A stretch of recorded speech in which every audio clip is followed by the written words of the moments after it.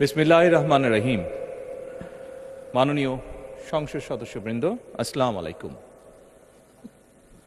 ফ্যাসিবাদের নির্মমতার শিকার অসংখ্য মানুষের কান্না আর হাজারো প্রাণের আত্মত্যাগের মধ্যে দিয়ে অবশেষে আজ থেকে পুনরায় যাত্রা শুরু হতে যাচ্ছে জনগণের ভোটে জনগণের কাছে জবাবদিহিমূলক সত্যিকার অর্থে জনপ্রতিনিধিশীল জাতীয় সংসদ। বাংলাদেশের জাতীয় সংসদের রাজনীতির এই ঐতিহাসিক মুহূর্তে আমি আল্লাহর দরবারে শুকরিয়া জানাই, যার অশেষ রহমতে আমরা একটি ন্যায়ভিত্তিক গণতান্ত্রিক মানবিক বাংলাদেশ প্রতিষ্ঠার লক্ষ্যে যাত্রা শুরু করতে পেরেছি। 1971 সালের স্বাধীনতা যুদ্ধের থেকে শুরু করে 2024 সালের দেশ এবং জনগণের স্বাধীনতা রক্ষার যুদ্ধ সহ এই পর্যন্ত দেশে গণতন্ত্র এবং মানুষের অধিকার প্রতিষ্ঠার সংগ্রামে যারা শহীদ হয়েছেন, ত্রয়োদশ জাতীয় সংসদ শুরুর এই যাত্রা লগ্নে আমি তাদেরকে কৃতজ্ঞতার সঙ্গে স্মরণ করছি। এই আন্দোলন সংগ্রামে যেসব মায়েরা তাদের সন্তান হারিয়েছেন, যেসব সন্তানেরা তাদের প্রিয়জন হারিয়েছেন, যেসব পরিবার তাদের সন্তান স্বজন হারিয়েছেন, যেসব আহত মানুষকে তাদের স্বাচ্ছন্দ্যের জীবন হারাতে হয়েছে, যেসব মানুষগুলো নির্যাতন, নিপীড়ন, রাজনৈতিক হয়রানি কিংবা মিথ্যে মামলা শিকার হয়ে সর্বস্ব হারিয়েছেন, আমি তাদের সকলের অবদানকেও কৃতজ্ঞতার সঙ্গে স্মরণ করছি। দেশের ছাত্র জনতা, কৃষক, শ্রমিক, শিক্ষক, কবি, সাহিত্যিক, সাংবাদিক, চিকিৎসক, প্রকৌশলী, আইনজীবী, কামার কুমার, জেলে তাঁতি, গাড়ি চালক, ব্যবসায়ী এবং সরকারি বেসরকারি চাকরিজীবী, গৃহিণী, সারা দেশে গণতান্ত্রিক রাজনৈতিক দলের নেতা কর্মী সমর্থক তথা সর্বস্তরের সকল শ্রেণী পেশার মানুষ যাদেরকে গুম, খুন, হত্যা, নির্যাতন, নিপীড়ন, মিথ্যা হামলা মামলা কিংবা জীবন্ত মানুষের কবরস্থান তুল্য বর্বর বন্দিশালা, আয়নাঘর, কোনো কিছু দিয়েই যাদের গণতান্ত্রিক আকাঙ্ক্ষাকে রুখে দেওয়া যায়নি, যাদের সাহসী ভূমিকায় দেশে পুনরায় গণতন্ত্র ফিরে এসেছে, আমি ত্রয়োদশ জাতীয় সংসদের এই যাত্রা লগ্নে দেশের স্বাধীনতা প্রিয় গণতান্ত্রিকামী বীর ছাত্র জনতাকে জানাই অভিনন্দন।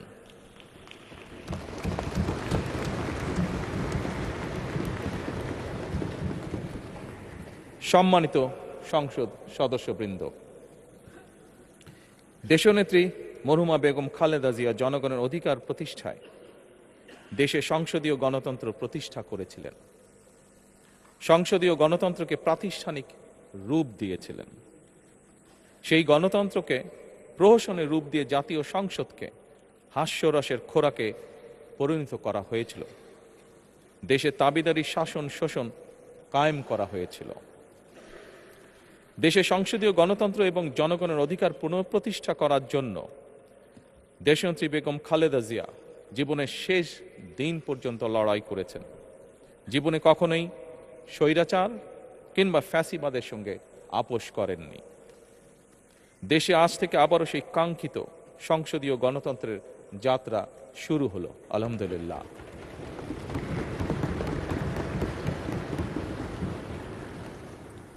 সংসদীয় রাজনীতি প্রতিষ্ঠাতা খালেদা জিয়া দেশ এবং জনগণের সাফল্যে এই শুভ মুহূর্তটি দেখে যেতে পারেননি।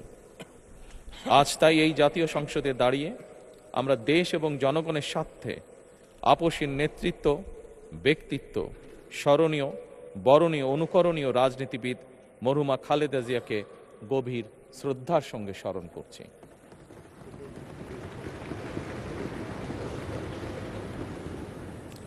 সম্মানিত সংসদ সদস্যবৃন্দ, দেশে বহুদলীয় গণতন্ত্রের প্রবক্তা এবং প্রবর্তক, স্বাধীনতার ঘোষক শহীদ প্রেসিডেন্ট জিয়াউর রহমানের একটি উক্তির কথা আপনাদের সামনে আমি স্মরণ করতে চাই। তিনি বলেছিলেন, জনগণই যদি রাজনৈতিক দল হয় তাহলে আমি সেই দলেরই আছি। অর্থাৎ ব্যক্তি কিংবা দলের স্বার্থ নয়, জনগণের স্বার্থই সবচাইতে বড়। এটাই বিএনপির রাজনীতি।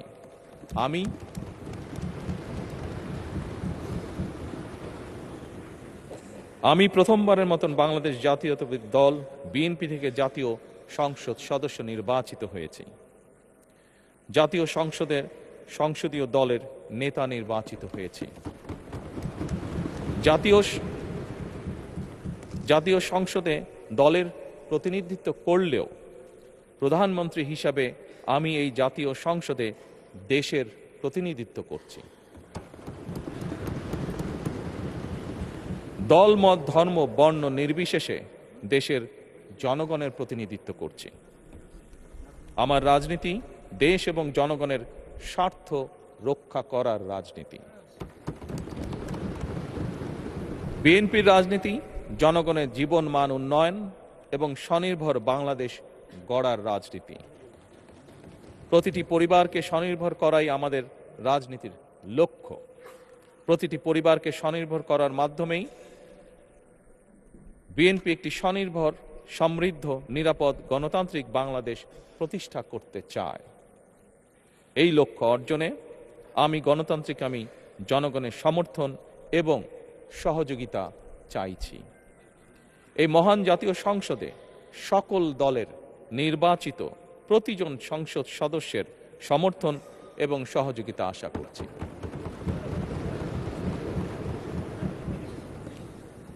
সম্মানিত সংসদ সদস্যবৃন্দ, আমি বিশ্বাস করি আমাদের দল কিংবা মত কিংবা কর্মসূচি ভিন্ন হতে পারে, কিন্তু তাবেদার মুক্ত, ফ্যাসিবাদ মুক্ত একটি স্বাধীন, সার্বভৌম, নিরাপদ, স্বনির্ভর বাংলাদেশ প্রতিষ্ঠায় আমাদের মধ্যে কোনো বিরোধ থাকতে পারে না, বিরোধ নেই। জাতীয় সংসদকে জাতীয় কর্মকাণ্ডের কেন্দ্রবিন্দু না করে বিতাড়িত ফ্যাসিস্ট সরকার জাতীয় সংসদকে অকার্যকর করে ফেলেছিল। আমরা এই মহান জাতীয় সংসদকে সকল যুক্তি, তর্ক আর জাতীয় সমস্যা সমাধানের কেন্দ্রবিন্দুতে পরিণত করতে চাই। সম্মানিত সদস্যবৃন্দ, নতুন সংসদ যাত্রা শুরু করার সময় সংসদের সাবেক স্পিকার কিংবা ডেপুটি স্পিকার উপস্থিত থাকার কথা ছিল, কিন্তু পতিত, পরাজিত, বিতাড়িত ফ্যাসিস্ট সরকারের জনবিরোধী এবং গণবিরোধী কর্মকাণ্ডের ফলে যে জনরোষ তৈরি হয়েছিল তাতে এই মহান সংসদের সাবেক স্পিকার বা ডেপুটি স্পিকারকে খুঁজে পাওয়া যায়নি। তাদের কেউ কারাগারে, কেউ নিখোঁজ কিংবা কেউ পলাতক। দীর্ঘ ১.৫ দশকের ফ্যাসিবাদী এবং তাবেদারি শাসন শোষণের পর জনগণের ভোটে নির্বাচিত প্রতিনিধিদের নিয়ে আজ আমাদের এক বিশেষ পরিস্থিতিতে জাতীয় সংসদের কার্যক্রম শুরু হতে যাচ্ছে। এমন পরিস্থিতিতে আমরা সংবিধান এবং সংসদের কার্যপ্রণালী বিধির বিধান অনুসরণ পূর্বক ত্রয়োদশ জাতীয় সংসদে সভাপতিত্ব করার জন্য আজ আমি প্রবীণ রাজনীতিবিদ এবং 5 বারের মতন নির্বাচিত জাতীয় সংসদ সদস্য জনাব ডক্টর খন্দকার মোশাররফ হোসেনের নাম প্রস্তাব করছি।